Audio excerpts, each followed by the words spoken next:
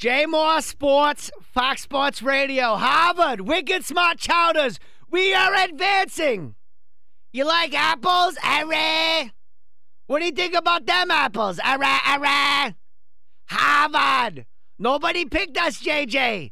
Everybody's a bum. Oh, my goodness gracious. J. Mohr Sports on a Hip Hop Friday on Fox Sports Radio. NCAA Tournament Round 1. Day 2 is here. The first round. I refuse to call that the second round because a bunch of mid-major D2 scrub schools got to play themselves into the tournament. This is the first round of the tournament, no matter what news outlet tells you otherwise. You want the scores today? We're going to give them to you all throughout the show, and I'm going to space it out so it's not annoying. I remember when I was driving in my car listening to sports radio, I always hated when the show, like, look, bro, I can't watch the show, and you give me a score every 2 minutes is annoying. So every once in a while, I will bring Diamond Dan Beyer in here to do the bracket update. Yeah, I am the champion. That way you don't have to look at your phone and rear-end the policeman ahead of you in the HOV lane on the 10. For crying out loud, will you stop texting and driving? Unless you're going to tweet this show, then by all means, tweet the show while you're driving. Upset of the day from last night. Number 14, Harvard, takes down the Lobos. JJ, what the hell is a Lobo anyway in New Mexico? What's in New Mexico? That was a matchup between math versus meth. Harvard versus New Mexico. Are you kidding me? I thought meth was going to blow meth out of the water. No, sir. No, sir, JJ. 68-62, Harvard. A lot of redheaded white guys running around making a name for themselves. A lot of guys that look like Brian Scalabrine. Let me tell you guys something special about Harvard. Let me tell you something special about a school like Princeton, Dartmouth, Yale. There are no sports, no athletic scholarships whatsoever at an Ivy League school. None. Zero. There are no Ivy League school athletic scholarships. Every single guy on the floor for Harvard is there because he's wicked smart. Wicked smart, JJ. No, sir. 1,600 on my SATs, bro. I nailed it. No, sir. I had chewing tobacco in my mouth the whole time. I couldn't wait to get to the package store. I like the Porty girl that works at the package store, JJ. No athletic scholarships on the court. Every guy is there because he got accepted to Harvard for being wicked smart. New Mexico and Steve Alford's crew. I had them.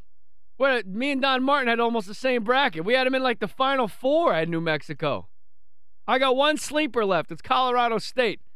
If Colorado State loses, the good news is I did so bad in my bracket, I don't even have to look at it the rest of the day. Unless Colorado State goes all the way, there's nothing to do. There's nothing to do for me. I'm going to sit here and do a radio show. How's that? Harvard's first NCAA tournament win ever. Here's Harvard head coach Tommy Amaker. He played at Duke. He knows a little something about basketball. Let's see if he knows how to fire up the Harvard basketball players. What did he say to get the Harvard Crimson? Is that true? Harvard Crimson. No, sir. We should at the Charles River. We were doing water exercise in the Charles River, JJ. Then we went to the Kowloon and saw Bob Marley do wicked smart comedy. Here's Tommy Amaker. How about this? Tommy Amaker and the Harvard kids, neither one of them can probably understand each other. I mentioned to our players that people root for underdogs, but they follow top dogs. And I thought that was one of the things that certainly allowed us to gain some momentum in this particular game. I'm so confused right now. People like underdogs, but they follow top dogs.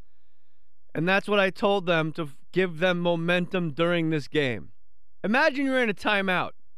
You come over to the sidelines. It's a tight game. You're about to have the most historic upset in NCAA history, one of. And your coach sits you down. 20-second timeout. And he goes, guys, listen up. Look, everybody loves an underdog, but they follow a top dog. Motivated. Let's go. On three. What? Hit that again for me. I mentioned to our players that people root for underdogs, but they follow top dogs. And I thought that was one of the things that certainly allowed us to gain some momentum in this particular game. Yeah, you know what? If I'm a basketball player, that's going to help me hit my three. Hey, make sure you're moving without the ball. Make sure you set those picks. Don't be afraid to take a charge in the paint. For crying out loud, if you got an open shot, you better hit it and hit your free throws. Don't be afraid to go to the rack and get fouled. Let's stop the clock and take some free throws. No. Tommy Amaker had a much better way to motivate his squad. I mentioned to our players that people root for underdogs, but they follow top dogs. And I thought that was one of the things that certainly allowed us to gain some momentum in this particular game. Is he a Kennedy? Ask not what your country can do for you.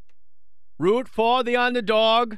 Follow the top dog. That will give you momentum going forward in this game. We are about to beat the Lobos. Hit your free throws, box out, play fundamentally sound basketball, and you will leave here a victorious child. Bob Marley is wicked smart. I bet he's the only man in the country that had Harvard leaving the bracket in the first round. Some people see the basketball court and ask why. I see the basketball court filled with ginger-headed white guys and ask why not. People root for the underdog, but they follow the top dog. I just mentioned this to you boys to get you motivated. Ich bin ein Harvard Berliner. Hit that again. I mentioned to our players that people root for underdogs, but they follow top dogs. And I thought that was one of the things that certainly allowed us to gain some momentum in this. How does that help you gain more momentum? You know what helps you gain more momentum? A three from the corner. Wow, now they're up by 5 with that 3. I don't think Tommy Amaker in his mock turtleneck, maybe he is a Kennedy, we're rocking that turtleneck. Don't forget what Ted Kennedy said. Hey, Ray, it's not my fault. She can't swim with a car on her head.